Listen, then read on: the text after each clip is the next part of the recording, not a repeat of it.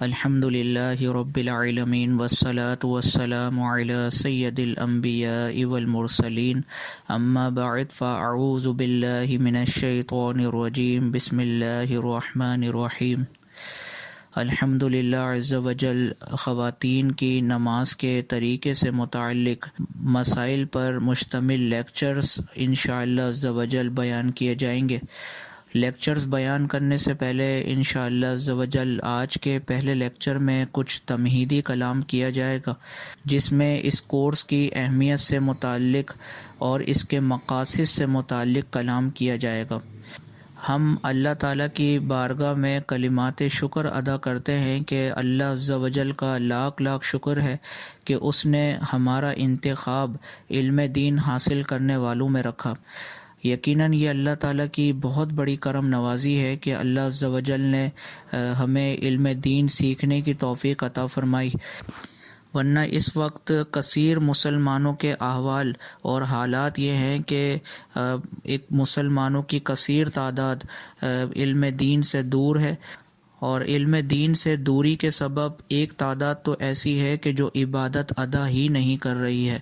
اور ایک تعداد وہ ہے جو عبادت ادا تو کر رہی ہے لیکن وہ نا ادا کرنے والوں کی ہی فہرست میں شامل ہے۔ اور اس کی وجہ یہ ہے کہ اگر کسی عبادت سے متعلق علم دین حاصل نہ کیا جائے تو وہ عبادت بالکل ایسی ہی ہے جیسے بغیر روح کے جسم، کیونکہ علم کا تعلق عبادت کے ساتھ ایسا ہے جیسے روح کا تعلق جسم کے ساتھ۔ تو جس طرح روح کے بغیر جسم مردہ ہوتا ہے، اسی طرح عبادت بغیر علم کے بے فائدہ ہوتی ہے۔ یہی وجہ ہے کہ کثیر تعداد جو نمازیں ادا کر رہی ہے ان سے ذرا پوچھ لیا جائے کہ کیا نمازوں کی ادائیگی کرنے کے بعد آپ کو وہ فوائد مل رہے ہیں جو قرآن و حدیث میں بیان ہوئے ہیں؟ کیا آپ کو روحانیت مل رہی ہے؟ کیا آپ کو عبادت کی لذت حاصل ہے؟ تو یقیناً ایک بہت بڑی تعداد کا فقط یہی جواب آئے گا کہ جو مقاصد نماز کے بیان ہوئے ہیں ہم ان سے بالکل محروم ہیں۔ اور محروم ہونے کی جو بنیادی وجہ ہے وہ یہ ہے کہ ہم عبادت ادا تو کر رہے ہیں لیکن اس عبادت سے تعلق رکھنے والے جتنے اہم اور ضروری مسائل ہیں ہم ان سے بالکل ناواقف ہیں، اور اس کا نقصان یہی ہو رہا ہے کہ ہم عبادت کرنے کی محض رسم ادا کر رہے ہیں، کما حقہ اس عبادت کے فضائل، ثواب اور اجر نہیں پا رہے ہیں۔ اس لیے ارادہ کیا گیا کہ ایک ایسا کورس مرتب کیا جائے کہ عوام الناس کو غلطیوں سے محفوظ رکھا جائے۔ نماز کا یہ کورس خواتین کے نماز کے طریقے سے متعلق ہے۔ اب کیا وجہ تھی کہ یہ کورس خواتین کے لیے مرتب کیا گیا، مرد حضرات کو کیوں نہیں کروایا گیا؟ اس کی وجہ یہ ہے کہ مرد حضرات کو وقتاً فوقتاً مواقع ملتے رہتے ہیں علم دین حاصل کرنے کے۔ جمعے کی نماز میں بھی جانا ہوتا ہے مرد حضرات کا، اسی طرح مرد حضرات علم دین کی محافل میں بھی شرکت کرتے ہیں، علماء کی صحبت میں بھی بیٹھتے ہیں، اسی طرح کثیر ویڈیو کلپس کی مدد سے مرد حضرات علم سیکھتے رہتے ہیں، لیکن خواتین کے پاس علم سیکھنے کے ذرائع اور وسائل بہت کم ہے۔ لہٰذا ارادہ کیا گیا کہ ان کو گھر بیٹھے احسن انداز میں نماز کے مستند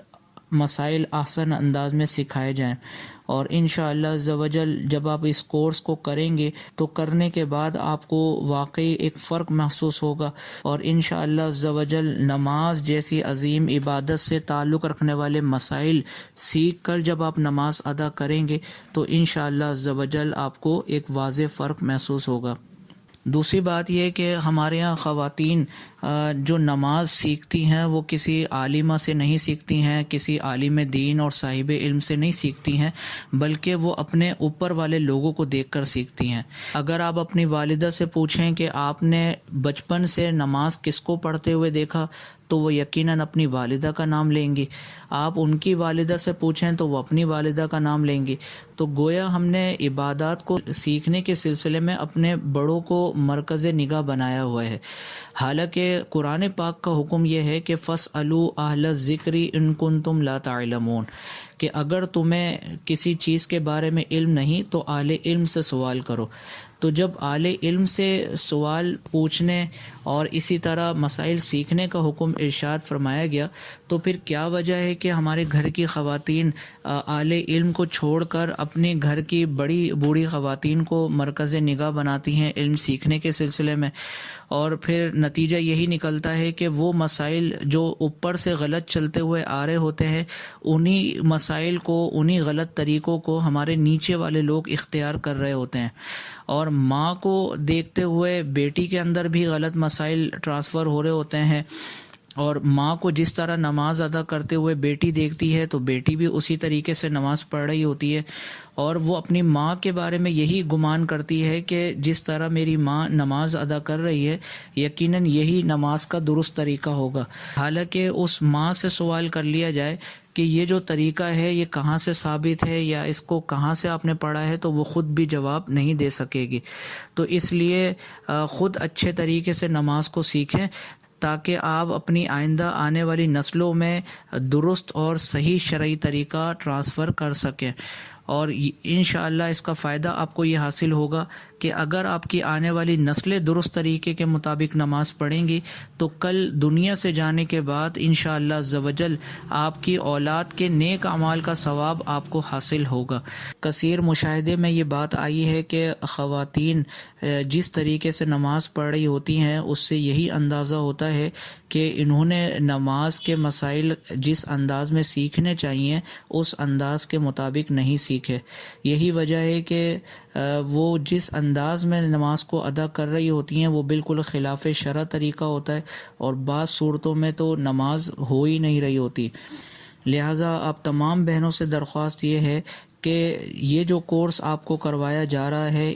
ان لیکچرز میں بیان کیے جانے والے مسائل میں سے اگر کوئی مسئلہ آپ کو سمجھ میں نہ آئے تو یہ آپ کا حق ہے کہ آپ اس مسئلے کو کلیئر کریں۔ آپ اس مسئلے کو کلیئر کریں گے، آپ کو صحیح طریقے سے وہ مسئلہ سمجھ میں آئے گا تو پھر آپ اس پر اچھے طریقے سے عمل کر سکیں گے، اور اچھے طریقے سے سمجھ میں آئے گا تو آپ دوسرے کو اچھے طریقے سے سمجھا سکیں گے۔ لہٰذا اس کو بالکل رسمی طور پر اس کورس کو نہ کیجیے گا، بلکہ کوشش کیجیے گا کہ اس کو ایک سنجیدگی کے ساتھ اور ایک واقعی اچھے مقصد کے تحت سیکھنے کی کوشش کریں۔ اور اگر کہیں پر کوئی کنفیوژن ہوتی ہے، اگر بیان کرنے میں کوئی کمی رہ جاتی ہے اور آپ کو وہ مسئلہ صحیح طریقے سے سمجھ میں نہیں آتا تو آپ کا یہ حق ہے کہ آپ اس کو اچھے طریقے سے سیکھیں۔ دوسرا یہ یاد رکھیں کہ ہماری ذمہ داری یہ بنتی ہے کہ جب ہمیں کوئی چیز معلوم ہو تو ہم دوسروں کو بھی غلطیوں سے بچائیں، کیونکہ آپ کو معلوم ہے کہ یہ ہمارا مسلمہ عقیدہ ہے کہ حضور علیہ الصلاۃ والسلام کے بعد اب کسی نبی کو نہیں آنا، حضور علیہ الصلاۃ والسلام ہی آخری نبی ہیں۔ اب حضور علیہ الصلاۃ والسلام کے بعد امت کی اصلاح کے لیے جو کام دیا گیا ہے وہ علماء کو دیا گیا ہے، اور علماء اپنا کام کرتے ہوئے لوگوں تک مسائل پہنچانے کی کوشش کر رہے ہیں، لیکن علماء کی تعداد کم ہے اور عوام کی تعداد بہت زیادہ ہے۔ تو ایسا تو ممکن ہی نہیں ہے کہ تمام علماء عوام تک مسائل کو پہنچانے میں کامیاب ہو جائیں۔ ایسی صورت میں ذمہ داری ہماری اور آپ کی بنتی ہے، یعنی اگر آپ کو کورس کے ذریعے مسائل بتائے جا رہے ہیں تو آپ کی ذمہ داری یہ بنتی ہے کہ آپ ان مسائل کو دیگر بہنوں تک پہنچائیں، اور جس طرح آپ کو اپنی غلطیوں کا احساس ہوا اور آپ آئندہ اپنی زندگی میں غلطیوں سے بچیں گی، اسی طرح اسی جذبے کے تحت آپ دوسری بہنوں کو بھی غلطیوں سے بچائیں اور ان کی نماز کو غلطیوں سے پاک کرنے کی کوشش کریں۔ تو انشاءاللہ عز و جل یہ اتنی بڑی نیکی ہے کہ اگر آپ کے بتائے گئے مسائل سے یا آپ کے بھیجے گئے لیکچر سے کسی ایک بہن کی بھی نماز ٹھیک ہو جاتی ہے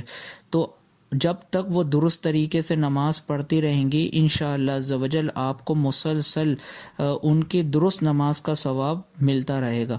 تو کوشش کریں کہ جو بھی لیکچرز آپ تک پہنچتے رہیں، آپ اپنے سے تعلق رکھنے والی تمام خواتین، چاہے وہ آپ کی دوست ہوں، آپ کے رشتہ دار ہوں، آپ کے کولیگز ہوں، اپنی ذمہ داری سمجھتے ہوئے ان تمام کو پابندی وقت کے ساتھ لیکچرز پہنچانے کی کوشش کرتے رہیں۔ اور آخری بات یہ ہے کہ جو واقعی ایک اچھے مقصد کے تحت کو سیکھتا ہے تو اس کا عمل ہی بتا دیتا ہے کہ وہ کتنا سنجیدہ ہے اپنے مقصد کو حاصل کرنے میں۔